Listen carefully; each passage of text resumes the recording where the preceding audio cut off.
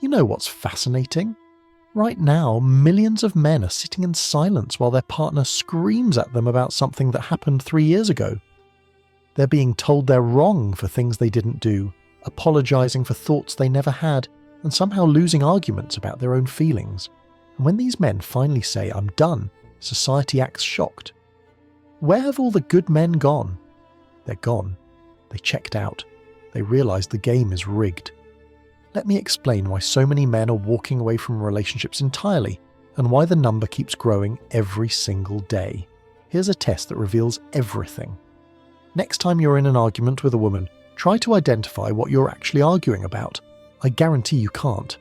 Because it started about dishes, moved to her mother, jumped to that time in 2019, circled back to your tone, and somehow ended with you apologising for her feelings. This isn't accidental. This isn't how women are. This is strategy. And once you see it, you can't unsee it. The female emotionality as strategic behaviour is something most men never recognise. You think she's just upset, just emotional, just needs to vent. But watch the pattern. The tears come exactly when you're making a valid point. The anger erupts precisely when you ask for accountability.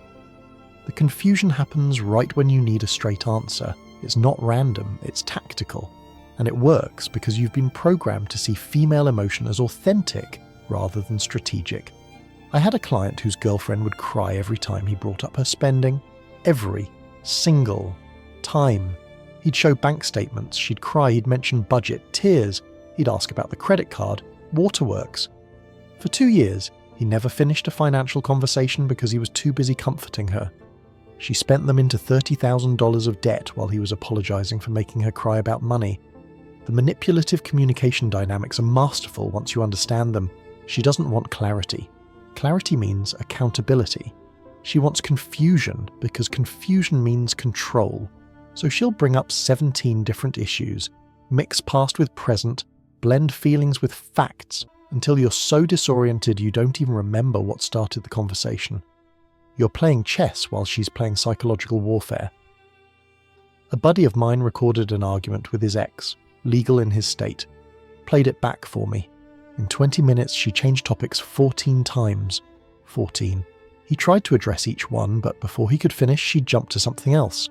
By the end, he was apologising and neither of us could figure out what for that's not communication. That's combat designed to look like conversation. The hidden belief systems that define control run deeper than most men realise. There are these unspoken rules, these myths that modern relationships operate on, and if you don't know them, you're already losing. These aren't written anywhere, never explicitly stated, but they govern everything, and questioning them, that makes you the bad guy. The first myth, the mind-reading expectation, is absolutely insane when you think about it. She expects you to know what she wants without telling you, know what she's thinking without hints, understand her needs without communication, and when you don't care enough to pay attention. It's a game where the rules are secret, the goalposts move, and losing is guaranteed. Think about this. If you went to work and your boss expected you to complete tasks without telling you what they were, then fired you for not doing them, that would be considered insane. But in relationships, that's just Tuesday. If you loved me, you'd know. No, if you loved me, you'd tell me. But that's logical, and logic has no place here. The second myth, emotional supremacy, is even more destructive. Her feelings aren't just valid, they're facts. She feels disrespected. Then you disrespected her, regardless of your intent she feels unloved. Then you don't love her, regardless of your actions. Her emotions become reality, and reality becomes negotiable. You're not discussing what happened anymore, you're discussing how she felt about what she thinks happened. I counselled a man whose wife accused him of having an affair because she felt like he was cheating. No evidence, no suspicious behaviour, she just felt it. And in her mind, her feeling was proof enough. He had to prove his innocence against her feeling. How do you disprove a feeling? You can't. That's the point. It's unfalsifiable accusation disguised as intuition. The third myth, double standards in emotional expression, is the most obvious yet most accepted. She can scream, throw things, say the most vicious words imaginable, that's just expressing herself. You raise your voice once, you're aggressive, dangerous, abusive. She can have a mental breakdown monthly. That's hormones. You have one bad day, you're unstable and need therapy. A client's wife threw plates at him during an argument. Actual plates. When he raised his voice, telling her to stop, she called the police saying she felt threatened. He was removed from his own home. She destroyed property and assaulted him. But his raised voice was the crime. This isn't an anomaly. This is the system working as designed. The cultural reinforcement of female victimhood is everywhere. Every movie, every show, every article reinforces the same message. Women's emotions are valid, men's are toxic. Women's anger is empowerment, men's anger is abuse. Women's tears are authentic, men's tears are manipulation. The entire culture is structured to validate female emotion while pathologizing male emotion. Social media amplifies this exponentially. A woman posts about feeling sad, hundreds of comments offering support. A man posts about feeling sad. Man up. Stop being weak. Women have it worse. The message is clear. Male emotion only matters when it serves women. Otherwise, shut up and provide. The consequences for men in relationships are devastating. You're trapped in an unwinnable game. Question her emotions. You're insensitive and don't care. Validate her emotions. You're admitting guilt for whatever she's feeling. Try to find middle ground. You're manipulative. There's no right answer because the game isn't designed for you to win. Every interaction becomes a minefield. You're constantly walking on eggshells, censoring yourself, calculating risk. Will this comment trigger an argument? Will this opinion cause a meltdown? Will this boundary create a crisis? You're not living. You're surviving. You're not partnered. You're hostage to someone else's emotional state. I see the effects in my practice daily. Men so beaten down they don't even recognize themselves. Guys who used to be confident now second-guessing every word, leaders in their careers who become followers in their homes. Strong men reduced to emotional servants, existing solely to manage someone else's feelings while their own are ignored or punished. The exposure as empowerment starts with recognizing these patterns.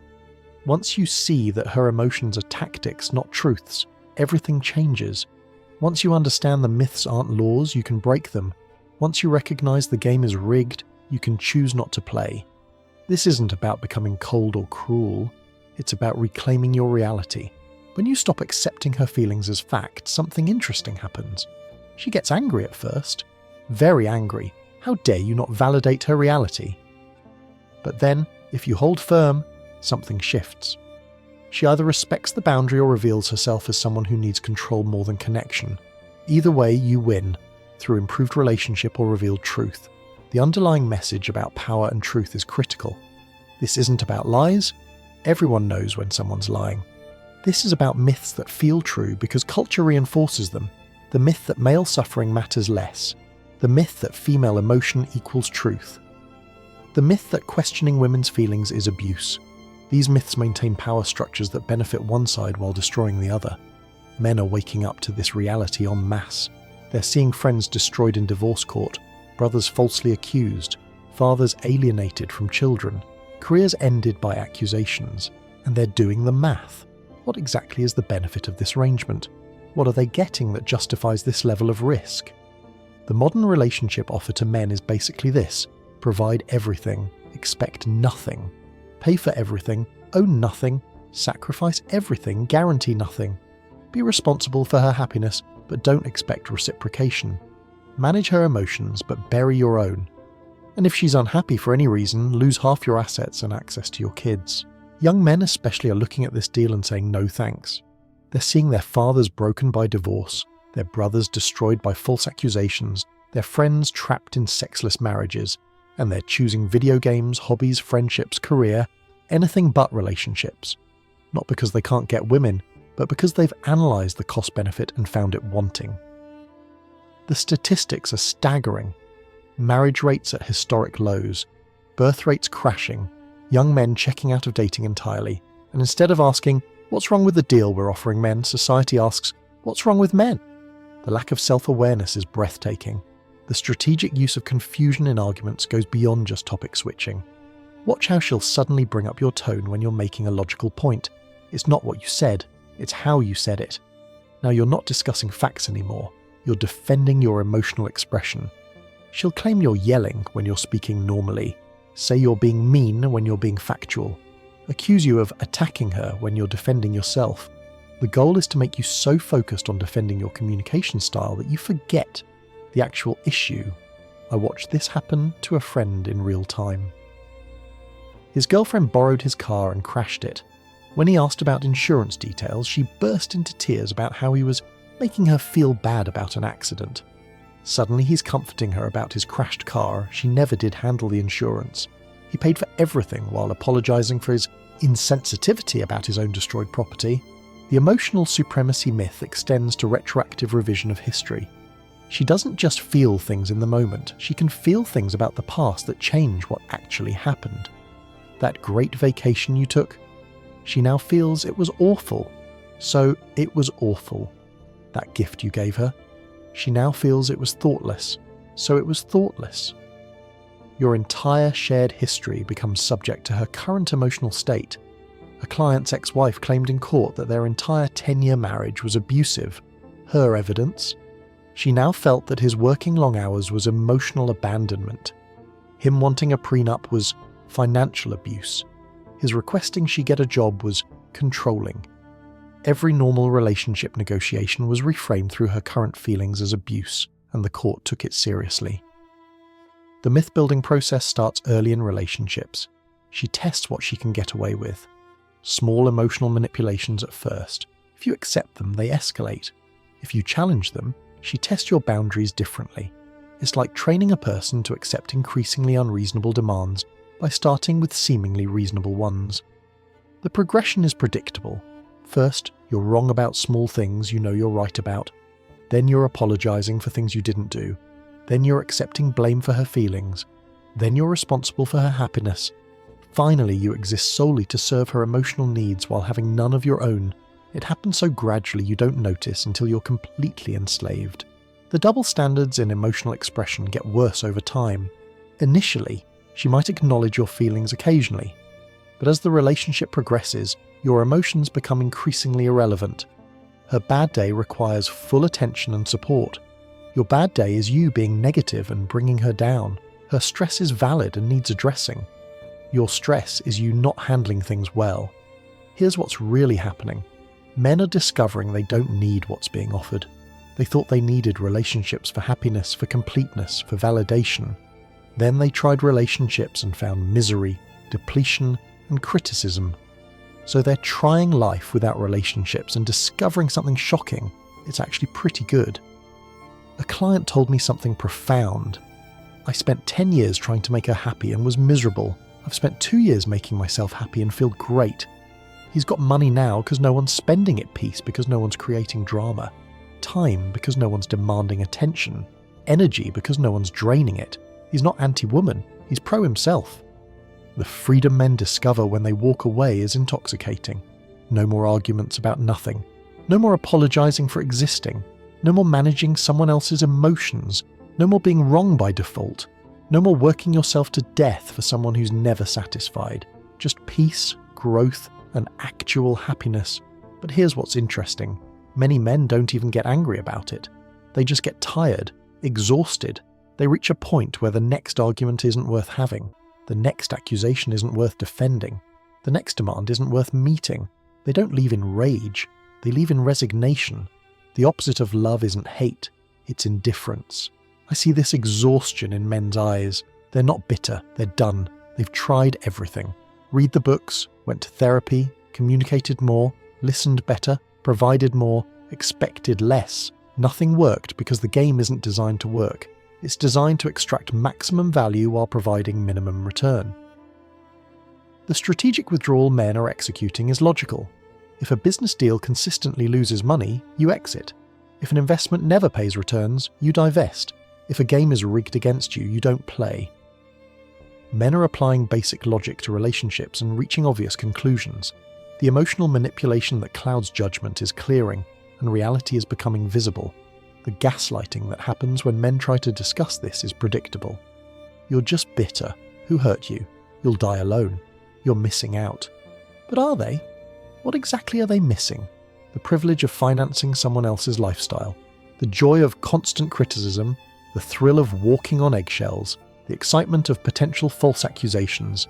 Men are doing the calculation and realizing that modern relationships are like casinos. The house always wins. Sure, occasionally someone hits the jackpot, finds a unicorn, gets a good one, but the odds are heavily stacked against you, and the longer you play, the more certain your loss becomes.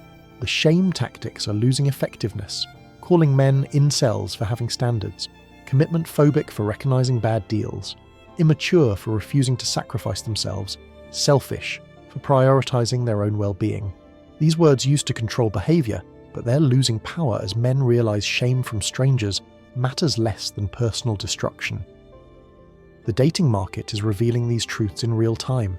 Women wondering where all the good men went while refusing to acknowledge what drove them away, standards through the roof while value offered plummets. Demands increasing while reciprocation decreases. Then confusion when men stop participating. A woman I know complained that men only want sex now, won't commit. I asked her what she offers besides sex that would make commitment worthwhile. She was offended by the question. But think about it. If you remove sex, what's the exchange? Companionship. Men have friends, emotional support. Men support each other, domestic help. Men can hire that. What's the unique value proposition? The answer used to be clear. Family, legacy, partnership, shared growth. But modern relationships often offer none of these. Instead, they offer liability, criticism, emotional labour, and financial drain. The traditional benefits have been removed while traditional obligations remain. The deal has fundamentally changed, but we're supposed to pretend it hasn't. Men are recognising the myth-breaking necessary for happiness, the myth that you need a relationship to be complete, the myth that being alone means being lonely, the myth that male value comes from female validation, the myth that sacrifice equals love. These myths kept men imprisoned in bad relationships. Breaking them means freedom. The clarity that comes from stepping back is remarkable. Men who've been out of relationships for a while report feeling like they woke up from a spell. They can't believe what they tolerated, can't understand why they accepted it, can't fathom returning to it. The fog of emotional manipulation lifts, and reality becomes undeniable. The personal growth that happens when you stop managing someone else's emotions is exponential. Suddenly you have energy for your goals, money for your dreams, time for your interests, peace for your growth. You discover who you actually are versus who you were trying to be to keep someone else happy. A client who left his marriage 2 years ago has transformed completely, lost 40 pounds, started a business, rekindled friendships, travelled the world, he told me. I didn't realise how small my life had become trying to fit into her world. He's not anti-relationship. He's pro-growth, and relationships as offered were anti-growth. The realisation that emotional independence is possible hits men like a revelation. You don't need someone else's validation to feel worthy. Don't need someone else's permission to be happy. Don't need someone else's approval to exist. The emotional dependency that relationships create isn't love, it's addiction. The withdrawal symptoms are real when men first step away. The conditioning to seek female approval runs deep. The programming to derive value from providing is strong, but push through that initial discomfort and freedom awaits. Freedom to think your own thoughts, feel your own feelings, live your own life. The response from women when men check out is telling, not self-reflection about what might be wrong with the offer, not consideration about how to provide better value, just anger that men aren't accepting bad deals anymore, shaming for not playing rigged games, rage that the manipulation isn't working. But here's the thing, rage and shame only work on men who still care about your opinion, and increasingly they don't. They've found meaning in purpose, not relationships, value in growth, not validation, worth in achievement, not approval. The leverage is gone because the need is gone. The future implications of this shift are massive. Birth rates collapsing, marriage becoming obsolete, women wondering where the men went, men building parallel societies that don't include relationships as traditionally structured. The social contract between genders is breaking down. Because one side violated the terms, some women are starting to recognise this crisis. They're seeing the exodus and asking real questions. What can we offer that makes commitment worthwhile? How can we provide value that justifies the risk? What needs to change to bring men back? But these voices are drowned out by those still demanding more while offering less. The men who are done aren't necessarily gone forever. Show them a different deal they might reconsider. Offer actual partnership instead of servitude. Provide peace instead of chaos. Bring value instead of liability. But until the offer changes, the exodus will continue. The individual solution is simple. Protect yourself. Recognize emotional manipulation. Reject unfair frameworks. Refuse one-sided arrangements. Demand reciprocity or walk away. Your happiness matters. Your peace matters. Your life matters. And anyone who suggests otherwise has revealed themselves as someone to avoid. The collective solution requires honesty about what's happened. The deal changed. The benefits disappeared. The costs skyrocketed. The risks multiplied. Men aren't failing to commit. They're succeeding at risk assessment. They're not afraid of relationships. They're afraid of what relationships have become. Every man watching needs to understand. Walking away isn't failure. Refusing bad deals isn't fear. Protecting yourself isn't selfishness. Choosing peace isn't weakness. You're not broken for recognizing broken systems. You're not wrong for refusing to participate in your own destruction. The programming that says you need a relationship to be valuable is lying to you. The culture that says male sacrifice is noble, while female sacrifice is oppression, is manipulating you. The society that demands you provide while expecting nothing in return is exploiting you. See it, recognize it, reject it. Men are done with women, not because they hate women, but because they love themselves. They're choosing their own well-being over someone else's feelings, their own growth over someone else's comfort, their own life over someone else's expectations. And that terrifies a system built on male sacrifice. The question isn't, why are men done with women? The question is, why did it take so long? The deal has been bad for decades. The risks have been clear for years. The manipulation has been obvious forever. Men aren't suddenly waking up. They're finally admitting what they've known all along. The shame of walking away is nothing compared to the shame of staying in something that destroys you. The loneliness of being single is nothing compared to the loneliness of being with someone who doesn't see you. The fear of being alone is nothing compared to the fear of false accusations, financial ruin, or emotional destruction. Modern men are making a rational choice. They're looking at what's offered, analysing the costs and benefits, and deciding it's not worth it. This isn't emotional decision-making. It's logical analysis reaching obvious conclusions. The only surprise is that anyone's surprised. The attempt to reframe this as men being weak or scared is laughable. It takes strength to walk away from societal programming, courage to refuse cultural expectations, intelligence to recognise bad deals, wisdom to choose peace over chaos. Men aren't retreating. They're advancing in a different direction. What's really happening is the first widespread male rejection of a bad social contract. Throughout history, men accepted whatever deal was offered because they had to. Now they don't. They can be happy alone. Fulfilled without families, complete without relationships. The leverage that forced participation is gone. The panic this creates in certain circles is obvious. What happens when men stop participating? When they stop providing? When they stop sacrificing? When they stop accepting blame? When they stop seeking approval? The entire system built on male exploitation collapses. But for individual men, this collapse is liberation. You don't have to participate in your own destruction. Don't have to accept bad deals. Don't have to sacrifice your happiness for someone else's. Don't have to play rigged games. You can just walk away, and walking away is winning. The men who are done with women aren't bitter. They're free. Not angry, just aware. Not broken, but finally whole. They've discovered something revolutionary. They don't need what they were told they needed. They're complete as they are, happy as they are, free as they are. The ultimate red pill isn't about understanding women. It's about understanding yourself. Your value doesn't come from female validation. Your worth doesn't require relationship confirmation. Your happiness doesn't depend on someone else's.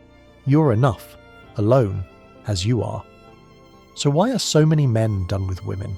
Because they've discovered life is better without the drama, cheaper without the demands, peaceful without the chaos, and fulfilling without the criticism. They're not missing out. They're moving on, not falling behind, but finally getting ahead. I want to hear from you guys. Are you done? What was your breaking point? When did you realise the juice wasn't worth the squeeze? Drop your stories in the comments. Let's document this exodus while it's happening. Because whether society admits it or not, something fundamental has shifted, and men walking away isn't the problem, it's the solution.